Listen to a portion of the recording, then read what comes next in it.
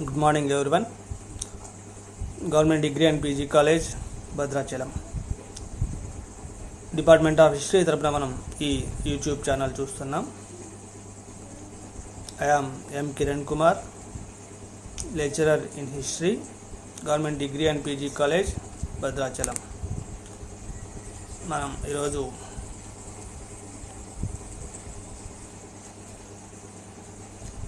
History and culture of modern Telangana 1724 to 2014 అంటే Asaf Jahi period నుంచి 2014 తెలంగాణ రాష్ట్ర ఏర్పాటు వరకు ఉన్నటువంటి టైం. ఇది జనరల్ కాంపిటేటివ్ ఎగ్జామ్స్లో కూడా అడిగే టాపిక్. అలానే బిఏ ఫైనల్ ఇయర్లో 4th పేపర్, అది 6th సెమిస్టర్లో పార్ట్గా మనం ఈరోజు నిజాం రాజ్యంపై 1857 తిరుగుబాటు ప్రభావం. మనకి 1857 తిరుగుబాటు భారతదేశ వ్యాప్తంగా ఒక ప్రాముఖ్యత కలిగినటువంటి అంశం. అయితే ఇందులో మనకు చిన్న డౌట్ రావచ్చు. 1948 వరకు హైదరాబాద్ సంస్థానం నిజాం ఆధ్వర్యంలోనే ఉన్నది, నిజాం పరిపాలనలోనే ఉన్నది. ఈ 1857 సిపాయిల తిరుగుబాటు అంటే నిజాంకు వ్యతిరేకంగా జరిగిన తిరుగుబాటు కాదు. నిజాం రాజ్యంలో బ్రిటిష్ వాళ్ళకి వ్యతిరేకంగా జరిగినటువంటి సిపాయిల తిరుగుబాటు. అంటే భారతదేశ వ్యాప్తంగా సిపాయిల తిరుగుబాటు అని చెప్పంటాం. అలానే తెలంగాణలో కూడా తిరుగుబాటు జరిగింది. అయితే వాస్తవానికి తెలంగాణలో బ్రిటిష్ పరిపాలన లేదు కదా. మరి తెలంగాణలో బ్రిటిష్ పరిపాలన లేనప్పుడు ఇక్కడ తిరుగుబాటు ఎందుకు జరిగిందంటే ఇక్కడ కూడా కొంత తిరుగుబాటు అలజడులు అయితే మనం చూసాము. ఎందుకంటే నిజాం పరిపాలనలో వెళ్ళకపోయినప్పటికీ ఇక్కడ నిజాం సైన్య సహకార పద్ధతికి అంగీకరించడం వల్ల ఇక్కడ బ్రిటిష్ రెసిడెంట్ ఒక ఆయన ఉంటాడు. మనకి హైదరాబాద్, సికింద్రాబాద్, బొల్లారం ఈ ప్రాంతంలో కూడా సిపాయిలు ఒక కంపెనీ ఉంది. సిపాయిల యొక్క స్థావరం ఉంటుంది. మనం కంటోన్మెంట్ బోంట్ అంటాం ఇప్పుడైతే సికింద్రాబాద్ ప్రాంతంలో. అంటే ఇక్కడ ఉన్నటువంటి సిపాయిలు చేసిన తిరుగుబాటు అంటే ఇక్కడ కూడా కొంత అలజడి అయితే జరిగింది. హైదరాబాద్లో ఉన్నటువంటి అంటే నిజాం పరిపాలనలో నుండి పాలనలో ప్రజలు ఎక్కువగా తిరుగుబాటు చేయలేదు. కానీ కొంత ముస్లింలు అయితే తిరుగుబాటు చూస్తాం. ముస్లిం అంటే నిజాం సపోర్ట్ చేసినప్పటికీ ఇక్కడ ముస్లింలు మాత్రం బ్రిటిష్ వాళ్ళకి వ్యతిరేకంగా తిరుగుబాటులో పాల్గొన్నారు. సరే, దానికి చూస్తే అసలు దాని గురించి ఒకసారి పరిశీలన చేస్తే నిజాం రాజ్యం ఎలా ఉంది అంటే నిజాం రాజ్యంలో ఉన్నటువంటి ప్రజలను ఉత్తర భారతదేశంలో జరిగినటువంటి తిరుగుబాట్లు కొంత ఉత్తేజితులను చేశాయి. అంటే బ్రిటిష్ వాళ్ళకి ఇప్పుడు ఉత్తేజనం చేసినా కానీ ప్రజల్లో కంటే ముఖ్యంగా సైన్యంలో ఎక్కువగా ఉత్తేజం అయింది. అందులోనూ బ్రిటిష్ వాళ్ళు భారతదేశం నుంచి పోవటం, ఎందుకంటే వాళ్ళ యొక్క మతపరమైన కక్ష ఒక రకం. అందుకనే వీళ్ళు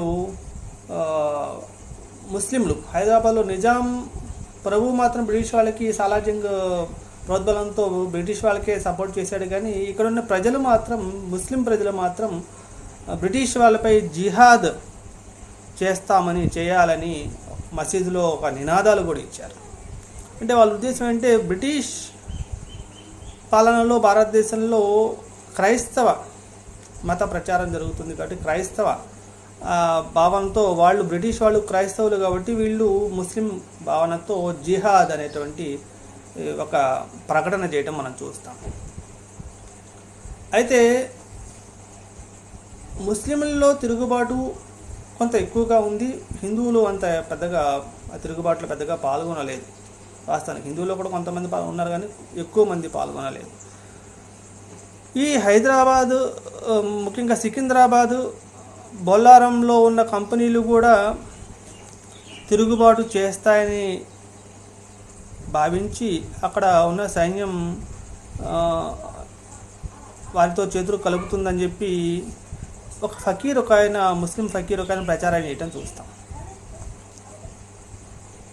దాంతో ముస్లింలు ఇక్కడ తిరుగుబాటు చేస్తారు. ముఖ్యంగా ఇక్కడ హైదరాబాద్, సికింద్రాబాద్, బొల్లారం ప్రాంతంలో ఉన్న సిపాయిలు తిరుగుబాటు చేయనని చెప్పి ఈ ఫకీర్ ప్రచారం వల్ల బ్రిటిష్ వారిలో ఈ ఒక రకమైన శత్రుత్వం భావం వీళ్ళ మీద కలిగింది. ముఖ్యంగా అల్లావుద్దీన్, మౌల్వీలు బ్రిటిష్ వారిని తమ శత్రువులుగా చిత్రిస్తూ ఉపన్యాసాలు కూడా చేశారు. అంటే మౌల్వీ ఎవరైతే ఉన్నారో వీళ్ళు బ్రిటిష్ వాళ్ళని తమ శత్రువులుగా వాళ్ళపై జిహాద్ చేయాలని ప్రకటన చేస్తూ వాళ్ళ యొక్క బోధనలు చేయటం వల్ల, వాళ్ళ యొక్క ఉపన్యాసాలు ఇవ్వటం వల్ల బ్రిటిష్ వాళ్ళలో ఒక రకమైన భయం స్టార్ట్ అయింది. అంటే ఒక రకమైనటువంటి భయం, అంటే ఒక రకమైనటువంటి డౌట్ స్టార్ట్ అయింది వీళ్ళ మీద. ఇలాంటి పరిస్థితుల్లో 1857 జూన్లో ఔరంగాబాద్లో తిరుగుబాటు. అంటే హైదరాబాద్లో కొంత అనిశ్చిత పరిస్థితి నెలకొల్లి ఉంటే ఔరంగాబాద్లో కొన్ని ముఖ్య సంఘటనలు జరిగాయి. అంటే ఔరంగాబాద్ మనం ఏం చెప్తుంటే ఔరంగాబాద్ కూడా ఇందులో పార్ట్గానే ఉంది, నిజాం దాంట్లో పార్ట్గా ఉంది కాబట్టి మనం చెప్తున్నాం. ఇక్కడ ఎలా ఉందంటే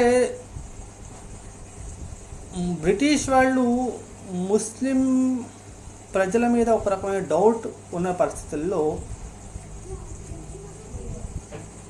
వీళ్ళు ఏదో తిరుగుబాటు చేస్తారనేటువంటి భావన బ్రిటిష్ వాళ్ళలో ఉన్నప్పుడు ఇక్కడ ఔరంగాబాద్లో ఒక రకమైన కొన్ని సంఘటనలు జరిగాయి. అక్కడ ఏం చూస్తే కంపెనీ సైన్యంలో అప్పటికే, ఎందుకంటే మనం 1857 సిపాయిల తిరుగుబాటు కారణాలు అనేవి మనం సెకండ్ ఇయర్లో టాపిక్ చూసాం. సైన్యంలో ఒక రకమైన అసంతృప్తి ఉంది. మనం దాని కాజెస్ చూసినప్పుడు మనం సెకండ్ ఇయర్లో చదివి ఉంటారు. 1857 రివోల్ట్ కాజెస్ చూస్తే రాజకీయం, ఆర్థికం, సాంఘికం, మత, ఇలా రకరకాల టాపిక్స్ చెప్తే సైన్యంలో ఒక రకమైన అసంతృప్తి ఉంది. ఈ అసంతృప్తి ఏంటంటే వాళ్ళకి జీతాలు ఇవ్వటంలో, తర్వాత వాళ్ళకి ఇచ్చేటువంటి రేషన్, అంటే వాళ్ళకి ఇచ్చేటువంటి ట్రీట్మెంట్, మీల్స్ విషయంలోనూ, వాళ్ళకి శాలరీ విషయంలోనూ కొంత ప్రాబ్లమ్స్ ఉన్నాయి. ఆ ప్రాబ్లమ్స్ దేశవ్యాప్తంగా ఉంది, అది ఇక్కడ కూడా వాళ్ళు చవి చూశారు. ఇలాంటి అసంతృప్తి ఉన్న సందర్భంలో వీళ్ళకి ఒక రకమైన డౌట్ వచ్చింది. ఎందుకంటే హైదరాబాద్లో అంత ఎక్కువగా తిరుగుబాటు జరగట్లేదు కాబట్టి వీళ్ళని తీసుకెళ్ళి ఢిల్లీలో తిరుగుబాటుదారుపై పోరాటం చేయమంటారా అనేది ఒక రకమైన భావన వీళ్ళలో కలిగింది. అంటే వీళ్ళు వాస్తవానికి వీళ్ళు తిరుగుబాటు చేయకపోవడం ఒకవేళ ఉంటే వీళ్ళకి ఒక డౌట్ వచ్చింది. వీళ్ళని తీసుకెళ్ళి ఢిల్లీలో తిరుగుబాటుదారుల మీద ఉపయోగిస్తారేమో, తిరుగుబాటుదారులపై పోరాటం చేయమని చెప్పి అంటారని వీళ్ళు భావించి దానికి వాళ్ళు ఇష్టం చూపలేదు. ఇలాంటి టైంలో ఈ బ్రిటిష్ అధికారులు ఎవరైతే ఉన్నారో ఆ అధికారులు ఇక్కడ ఉన్నటువంటి సిపాయిల్ని వీళ్ళు ఏదో డౌట్ఫుల్గా ఉన్నారు, ఈ డౌట్ఫుల్ క్యాండిడేట్స్ దాదాపుగా 90 మందిని 1857 జూన్ 23వ తారీఖున వాళ్ళకి ఆయుధాలు తీసేసింది. వాళ్ళ దగ్గర ఉన్నటువంటి తుపాకులన్నీ తీసేసి నిరాయుధులుగా చేసేసింది. అంటే బ్రిటిష్ వాళ్ళ పట్ల వీళ్ళని అంతకింత తిరుగుబాటు చేయకముందే తిరుగుబాటు చేస్తారనేటటువంటి ఒక డౌట్తో ఒక 90 మందిని ఆయుధాలు లేకుండా వాళ్ళని పక్కా పెట్టి నిర్బంధించడం చేయడంతో సిపాయిలు ఇంకా మేము తిరుగుబాటు చేయనే లేదు, చేయకముందే 90 మందిని నిర్బంధించారనడంతో వాళ్ళు ఇంకా కొంచెం కోపం పెరిగింది. అంటే వాస్తవానికి తిరుగుబాటు చేయాలనే ఫీలింగ్ మనసులో ఉండగా ఇంకా అప్పటికి తిరుగుబాటు చేయలే. తిరుగుబాటు చేస్తారేమోననే డౌట్తో ఒక 90 మందిని బ్రిటిష్ అధికారులు డౌట్తో వాళ్ళని నిరాయుధులు చేసి నిర్బంధించడంతో వీళ్ళలో ఇంకా కోపం పెరిగింది. ఆ కోపం పెరగడంతోనే మీర్ ఫిదా అనేటువంటి ఒక డఫేదార్ కెప్టెన్ అబిడ్ను కాల్చి చంపడానికి ప్రయత్నం చేశాడు. చంపలేదు కానీ కాల్చి చంపే ప్రయత్నం చేశాడు మీర్ ఫిదా అనేటువంటి ఒక డఫేదార్. దాంతో ఆయన్ని పట్టుకొని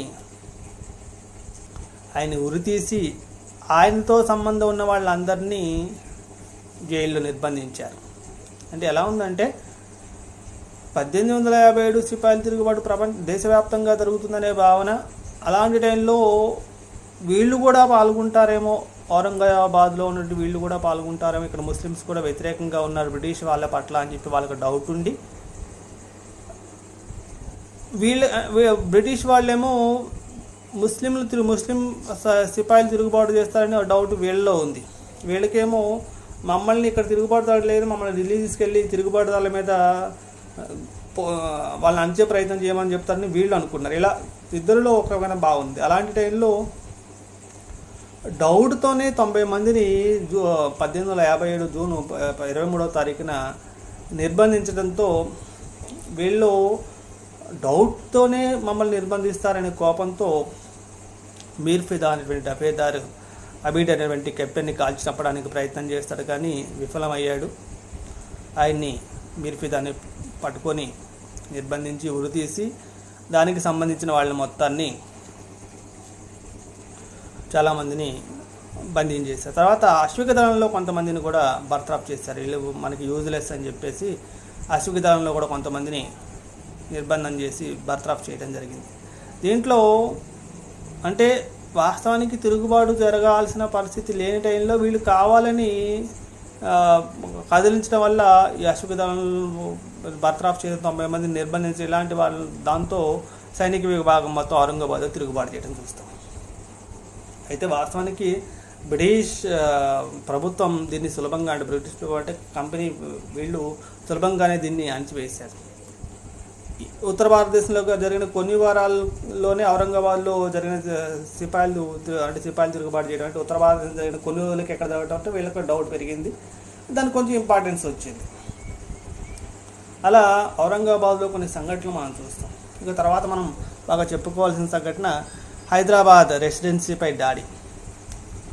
ఈ హైదరాబాద్ రెసిడెన్సీపై దాడి ఏంటంటే ఔరంగాబాద్లో జరిగిన సంఘటన జరిగిన కొద్ది రోజులకే హైదరాబాద్లో కూడా కొన్ని రకమైన మార్పులు సంభవించాయి. అలాంటిది అంటే 1857 జూలై 17వ తారీఖున రోహిల్లా జబేదార్ తుర్రేబాజ్ ఖాన్ 5,000 మందితో హైదరాబాద్లోని బ్రిటిష్ రెసిడెన్సీపై దాడి చేశాడు. ఆయన ఒక లీడర్గా తయారై ఒక 5,000 మందిని తయారు చేసుకుని ఆ 5,000 మందితో కలిసి బ్రిటిష్ రెసిడెన్సీ మీద దాడి చేశాడు తుర్రేబాజ్ ఖాన్. ఈ తుర్రేబాజ్ ఖాన్ తిరుగుబాటుని కల్నల్ డేవిడ్ ఆయన రెసిడెన్సీ అక్కడ రక్షణకు ఉన్నటువంటి ఆయన కట్టుదిట్టమైన ఏర్పాటుతో ఆ తిరుగుబాటుని తిప్పికొట్టగలిగాడు. అంటే వాస్తవానికి తుర్రేబాజ్ ఖాన్ తనకు అనువాయులైనటువంటి 5,000 మంది సైన్యంతో హైదరాబాద్ బ్రిటిష్ రెసిడెన్సీపై దాడి చేశాడు. కానీ ఆ దాడిని మాత్రం అక్కడ ఉన్నటువంటి కల్నల్ డేవిడ్ ఈజీగా తిరుగుబాటుని తిప్పికొట్టగలిగాడు. ఇక తర్వాత చూస్తే ఈ టైంలో జరిగినటువంటి తిరుగుబాటులో ఇంకా బాగా చెప్పుకోవాల్సిన తిరుగుబాటు ఈ తుర్రేబాజ్ ఖాన్ బ్రిటిష్ వాళ్ళకి మొదట్లో విధేయుడిగానే ఉన్నాడు. మౌలి అల్వావుద్దీన్ కానీ తిరుగుబాటు కానీ వీళ్ళు మొదట్లో సైన్యంలో మంచి పేరుతోనే ఉన్నారు. కానీ ఈ బ్రిటిష్ వారికి వ్యతిరేకంగా ఉన్నటువంటి తుర్రేబాజ్ ఖాన్ని మౌల్వీ అల్లావుద్దీన్ వంటి తిరుగుబాటుదారులందరినీ నిర్బంధించాలని చెప్పి నిజాం ఉత్తర్వులు జారీ చేశారు. ఎందుకంటే నిజాం బ్రిటిష్ వాళ్ళకే సపోర్ట్ అని ముందే అనుకున్నాం.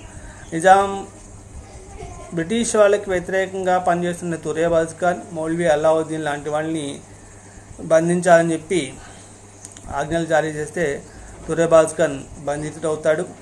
ఆయనకి ద్వీపాంతరవాస శిక్ష, అంటే అండమాన్ నికోబార్ దీవులు ఇలాంటి వాటిలో ఆయన్ని బంధించడం జరుగుతుంది. కానీ ఆయన కారాగారం నుంచి ఫస్ట్ సారి తప్పించుకున్నాడు కానీ మరలా దొరికిపోయి రెండోసారి నిర్బంధించబడతాడు. మరొకసారి తప్పించుకోవడానికి ప్రయత్నం చేస్తాడు. రెండోసారి తప్పించుకునే ప్రయత్నంలోనే ఆయన్ని బ్రిటిష్ అధికారులు కాల్చి చంపుతారు. దాంతో ఆయన్ని చంపి మామూలుగా ఉంచలేదు, ఆయన యొక్క శవాన్ని హైదరాబాద్ నగర వీధుల్లో వేలాడదీస్తూ తిప్పారు. అంటే ప్రజల్లో ఒక రకమైన భయం తీసుకురావడం కోసం బ్రిటిష్ అధికారులు చేసినటువంటి వికృత చర్య అని చెప్పనాలి. అంటే బ్రిటిష్ వాళ్ళకి వ్యతిరేకంగా తిరుగుబాటు చేస్తే వాళ్ళకి ఉన్నటువంటి శిక్ష ఇంత దారుణంగా ఉంటుందని చెప్పడం కోసం తుర్రేబాజ్ ఖాన్ యొక్క శవాన్ని హైదరాబాద్ నగర వీధుల్లో వేలాడదీస్తూ తిప్పారు. అదొక దారుణమైన సంఘటన.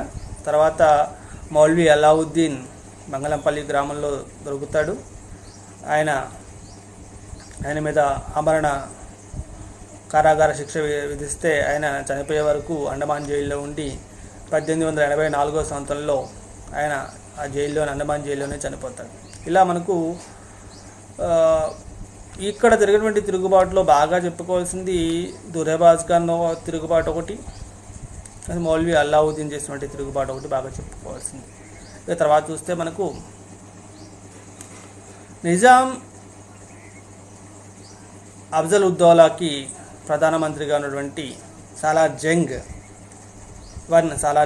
మొదటి సాలార్ జంగ్ ఎవరుండో ఆయన బ్రిటిష్ వాళ్ళకి అతి విధేయుడిగా ఉండటం వల్ల హైదరాబాద్లో అంటే ఇంతకంటే పెద్దగా సంఘటనలు ఏమీ పెద్దగా జరగలేదు హైదరాబాద్లో.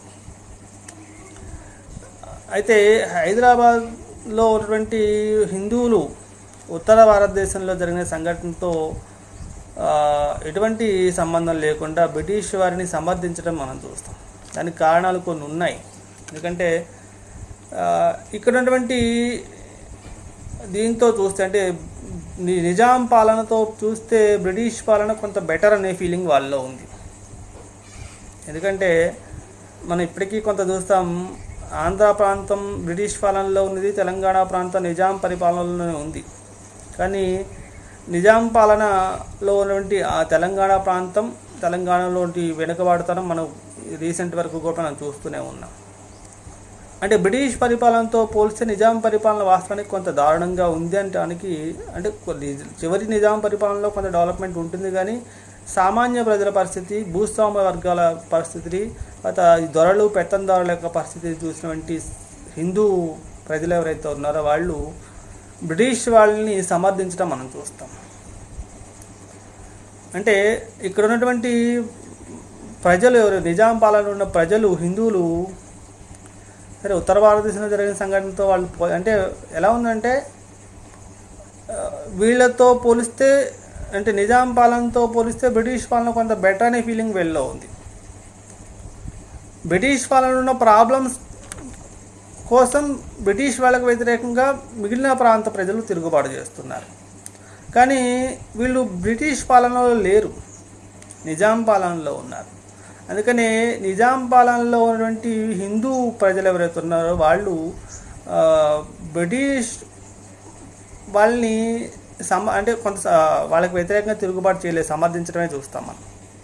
ఎందుకంటే ముస్లిం అంటే నిజాం పాలనలతో పోలిస్తే బ్రిటిష్ పాలన కొంత బెటర్ అనే ఫీలింగ్ వీళ్ళలో ఉంది. దానికి తోడు ముస్లింలు మాత్రం కొంత మత భావంతో వాళ్ళు మాత్రం కొంత జిహాద్ అని ప్రకటించేసుకుని వాళ్ళు ముస్లింలు ఎక్కువగా ఉన్న ప్రాంతాల్లో మాత్రం కొన్ని సంఘటనలు మనం చూస్తాం.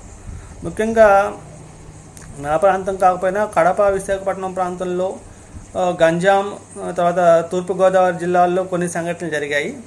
ఇక్కడ కూడా వాస్తవం ముస్లింలు ఎక్కువ ప్రభావం కనపడుతుంది. ఆ పర్లాకిమిడిలో సవర దండసేనుడు ప్రోద్బలం, తూర్పుగోదావరి జిల్లాలో కోరుకొండ సుబ్బారెడ్డి ప్రోద్బలం, ఇది మనం అక్కడ ఆంధ్ర ప్రాంతంలో జరిగినటువంటి తిరుగుబాటులో మనం చూస్తాం. అంటే తెలంగాణ ప్రాంతంలో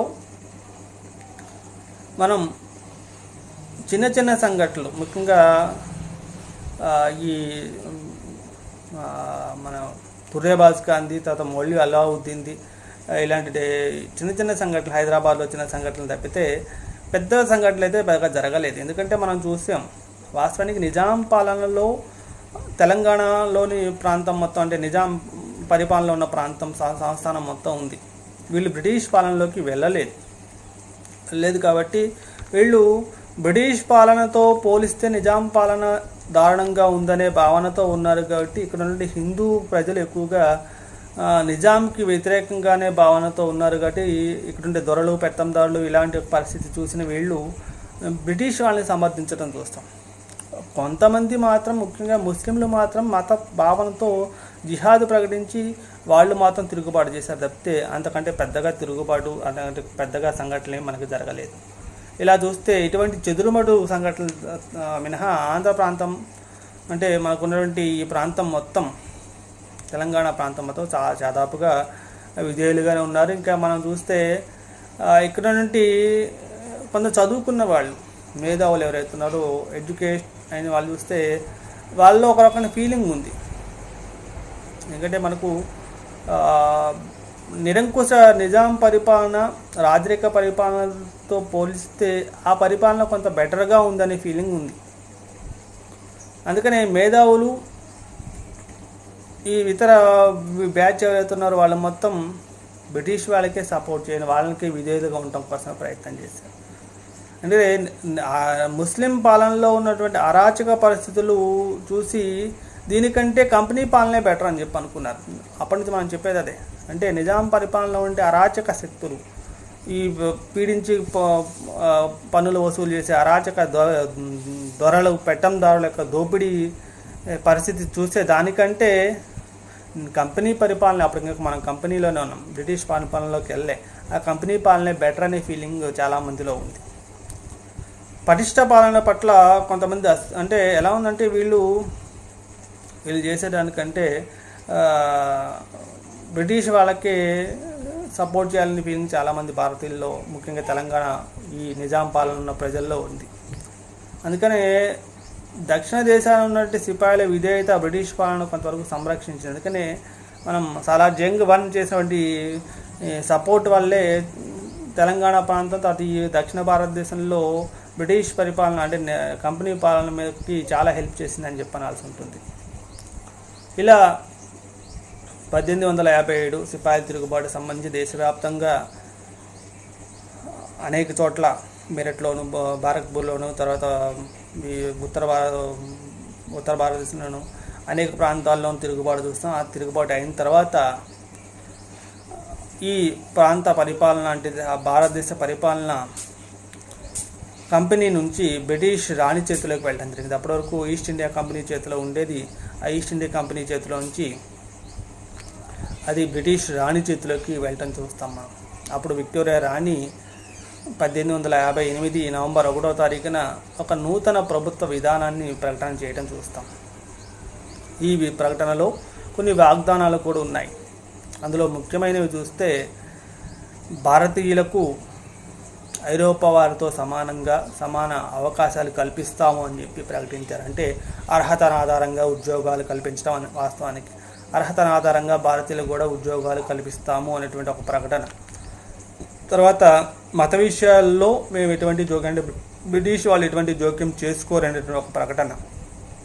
అలానే భారతీయులకి ప్రభుత్వ సర్వీసుల్లో అవకాశం ఇస్తాం, భారతీయులకు కూడా ప్రవేశం కల్పిస్తాము, సివిల్ సర్వీసులు ఏవైతే ఉన్నాయో భారతదేశ వాళ్ళకు కూడా అవకాశం కల్పిస్తామనే ఒక భావన.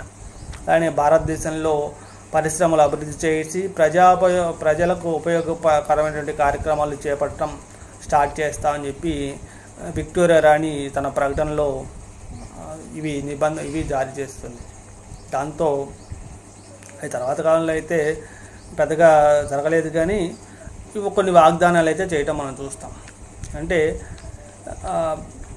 మనం తెలంగాణ ప్రాంతంలో పెద్దగా ఇవి జరగలేదు. ఈ వాగ్దానం అంటే వాస్తవానికి ఇక్కడ మనం బ్రిటిష్ పాలన లేదు కాబట్టి ఇది వేరే ప్రాంతానికి సంబంధించినటువంటి, అంటే బ్రిటిష్ పాలిత ప్రాంతానికి సంబంధించినటువంటి వాగ్దానాలు. మనకైతే బ్రిటిష్ పాలన లేదు కాబట్టి మనకి ఈ వాగ్దానాలు పెద్దగా యూజ్ లేదు. సరే, మరొకసారి మనం ఈ టాపిక్ని చూస్తే, హైదరాబాద్ అంటే నిజాం రాజ్యంపై 1857 తిరుగుబాటు ప్రభావం. మనం నిజాం పాలనలో ఉన్న ప్రజలు బ్రిటిష్ వాళ్ళకి వ్యతిరేకంగా తిరుగుబాటు చేయవలసిన అవసరం పెద్దగా లేదు. ఎందుకంటే వీళ్ళు బ్రిటిష్ పాలిత ప్రాంతం కాదు, ఇక్కడ నిజాం పాలనలోనే ఉంది. కాబట్టి ఇక్కడున్న ప్రజలు వాస్తవానికి తిరుగుబాటు చేయడానికి ముందుకు రాలేదు. ఒకవేళ ముందుకు రావాలన్నా వాళ్ళకి రావాలనిపించలేదు. కారణం ఏంటంటే ఇక్కడ ఉండే నిరంకుశ రాచరిక విధానం, అరాచక విధానాలతో పోలిస్తే బ్రిటిష్ పాలనే కొంతవరకు అంటే కంపెనీ పరిపాలిత ప్రాంతమే కొంత బెటర్ అనే ఫీలింగ్ వాళ్ళలో ఉంది. ఎడ్యుకేషన్ పరంగా ఫ్యాక్టరీస్ ఇలాంటి పరంగా చూస్తే అదే కొంత బెటర్ అనే ఫీలింగ్ తెలంగాణ ఈ నిజాం పాలన ఉన్న ప్రాంతంలో ఉన్న ప్రజలకు కనిపించింది. ఇలాంటి సిచ్యువేషన్లో తెలంగాణ ప్రాంతంలో ముఖ్యంగా నిజాం పాలిత ప్రాంతంలో కొంత అయితే 1850 సిపాయిల తిరుగుబాటు ప్రభావాన్ని మనం చూస్తాము. ఎందుకంటే ఇక్కడ ఉత్తర భారతదేశంలో దాన్ని చూసి ఇక్కడ ప్రజలని ముఖ్యంగా ముస్లింలు ఉత్తేజితులయ్యారు. వాళ్ళకి ఏంటంటే ఇది పరిపాలనకు సంబంధించినటువంటి విషయం కాదు, వాస్తవానికి మతపరంగా వాళ్ళు బ్రిటిష్ వాళ్ళని ఎదుర్కోవాలనే ఉద్దేశంతో బ్రిటిష్ వాళ్ళ మీద జిహాద్ చేయాలని చెప్పి ఒక రకమైనటువంటి మెసేజ్ని మసీదులో ఇవ్వడానికి మనం చూస్తాం. ముఖ్యంగా సికింద్రాబాద్, బొల్లారంలో ఉన్న కంపెనీలో ఉన్నటువంటి సిపాయిలు తిరుగుబాటు చేయునని భావించి వారు సైన్యంతో చేతులు కలుపుతుందని భావించి చేస్తారనే ఫీలింగ్ తీసుకొచ్చేసి ఒక ఫకీరు ప్రచారం చేయడం చూస్తాం.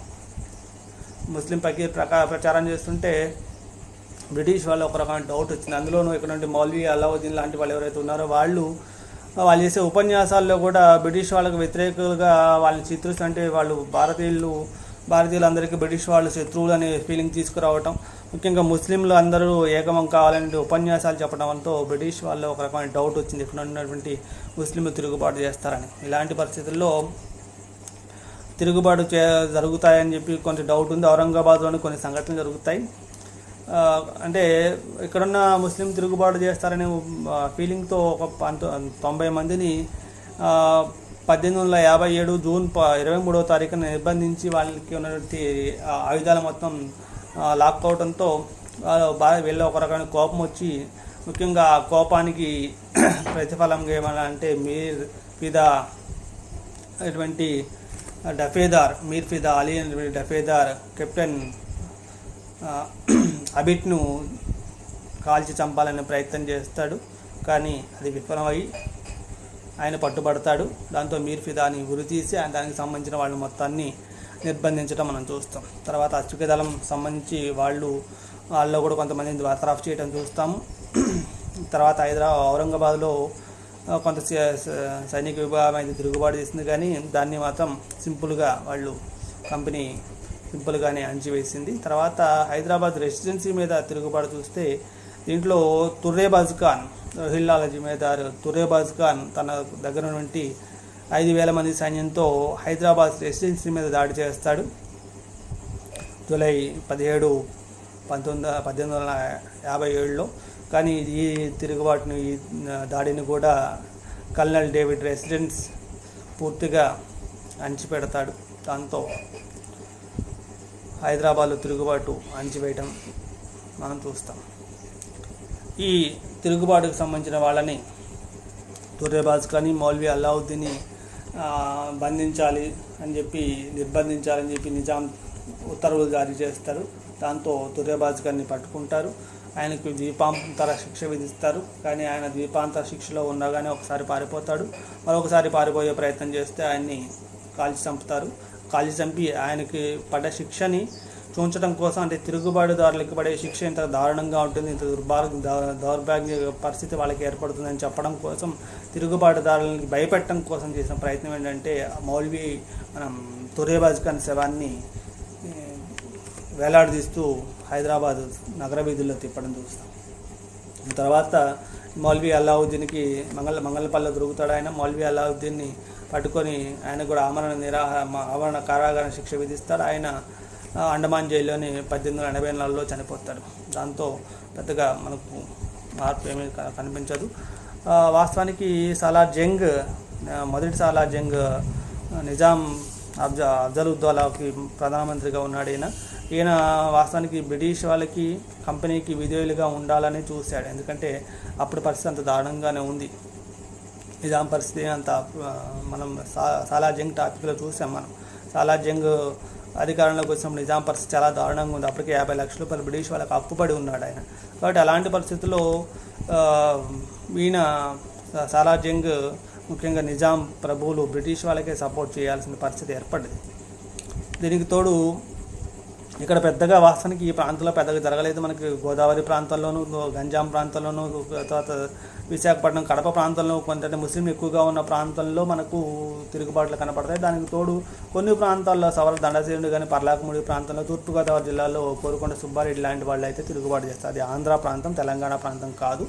మన ఆంధ్ర ప్రాంతంలో తిరుగుబాట్లు అయితే కొన్ని చూస్తాం, కానీ తెలంగాణ ప్రాంతంలో చిన్న చిన్న ఈ డబేదారు సంఘటనల, తర్వాత ఈ మౌల్వీ అల్లావుద్దీన్, తర్వాత ఈ తుర్రేబాజ్ ఖాన్ సంబంధించిన సంఘటనలు తప్పితే పెద్దగా వేరే సంఘటనలు మనం చూడలేదు. ఇలాంటి పరిస్థితుల్లో చిన్న చిన్న సంఘటనలు దానివల్ల పెద్దగా మనకు అంటే వాస్తవానికి మనం ఎందుకంటే ఇక్కడ పరిస్థితితో చూస్తే ఇక్కడ ఉన్నటువంటి ముస్లిం ప్రజలు తప్పితే హిందూ ప్రజలు బ్రిటిష్ వాళ్ళకి వ్యతిరేకంగా తిరుగుబాటు చేయాలనే ఫీలింగ్ కలగలేదు. ఎందుకంటే ముస్లిం పాలనలో ఉన్నటువంటి అరాచక పరిస్థితి చూసినటువంటి ప్రజలు కంపెనీ పాలన బెటర్ అని భావించారు. దానికి తోడు చదువుకున్న వాళ్ళు, తర్వాత విజ్ఞానవంతులు కూడా బ్రిటిష్ వాళ్ళకే సపోర్ట్ చేయాలని చూశారు. దాంతో ఇక్కడ పెద్దగా మార్పు మనం చూడలేదు. తర్వాత చూస్తే విక్టోరియా రాణి ప్రకటన. విక్టోరియా రాణి అంటే 1857 సిపాయిల తిరుగుబాటు తర్వాత హైదరాబాద్ మనం భారతదేశ యొక్క పరిపాలన కంపెనీ నుంచి, ఈస్ట్ ఇండియా కంపెనీ నుంచి బ్రిటిష్ రాణి చేతిలోకి పోవడం జరిగింది. దాంతో బ్రిటిష్ రాణి భారతదేశంలో కొంత మార్పు తీసుకురావాలని, భారతదేశంలో కొంత సంస్కరణ చేస్తాననే ఉద్దేశంతో కొన్ని వాగ్దానాలు చేసింది. దాన్ని విక్టోరియా రాణి ప్రకటన అంటాం. అందులో భారతీయులకి ఐరోపా వాళ్ళతో సమానంగా అర్హతన ఆధారంగా ఉద్యోగాలు, ఇతర విషయాల్లో సమానంగా చూస్తామని చెప్పారు. దానికి తోడు మత విషయాల్లో జోక్యం చేసుకోమనేటువంటి ఒక వాగ్దానం మనం చూస్తాం. అలానే ప్రభుత్వ సర్వీసుల్లో భారతీయులకు కూడా ప్రవేశం కల్పిస్తాము వారి యొక్క అర్హతన ఆధారంగా అని చెప్పి ప్రకటన చేశారు. భారతీయులకి భారతదేశంలో పరిశ్రమలు అభివృద్ధి చేసి ప్రజా ఉపయోగకరమైన కార్యక్రమాలు చేస్తాము అని కొన్ని వాగ్దానాలన్నీ చేశారు. సరే, అది తర్వాత అయితే ఎంతవరకు నెరవేరాయి అనేది మనకు తెలుసు. ఇలా మనకు హైదరాబాద్ నిజాం ప్రాంతంపై 1857 సిపాయిల తిరుగుబాటు అనేది చాలా తక్కువ అని చెప్పనాలి. చిన్న చిన్న సంఘటనలు తప్పితే హైదరాబాద్ ప్రాంతంలో పెద్దగా 1857 సిపాయిల తిరుగుబాటు ప్రభావం పెద్దగా లేదు. దానివల్ల పెద్దగా ఫలితంగా హైదరాబాద్ ప్రాంతానికైతే ప్రజలకైతే పెద్ద మార్పులు రాలేదు, కానీ నిజాం ప్రభుత్వానికైతే కొన్ని మనకు బెనిఫిట్స్ అయితే వాళ్ళు పొందారు. వాళ్ళకు అప్పులు అవన్నీ పెద్దగా అయితే బెనిఫిట్స్ పొందారు, కానీ ప్రజలకైతే పెద్దగా మార్పు రాలేదు. ఆయనకి సపోర్ట్ చేసినందుకు ఆయన కొన్ని బిరుదులు, నిజాం గారికి కొన్ని బిరుదులు లాంటివి మనం చూస్తాం తప్పితే ప్రజలకు సంబంధించి అయితే పెద్దగా మార్పు రాలేదు. పెద్దగా ఫలితాలు అయితే ప్రజలకైతే పెద్దగా ఫలితాలు లేవు. ఈ విధంగా మనం 1857 సిపాయిల తిరుగుబాటు సంబంధించిన ప్రభావాన్ని, హైదరాబాద్ నిజాం ప్రాంతంపై ఉన్నటువంటి ప్రభావాన్ని గురించి మనం ఈరోజు చర్చించడం జరిగింది.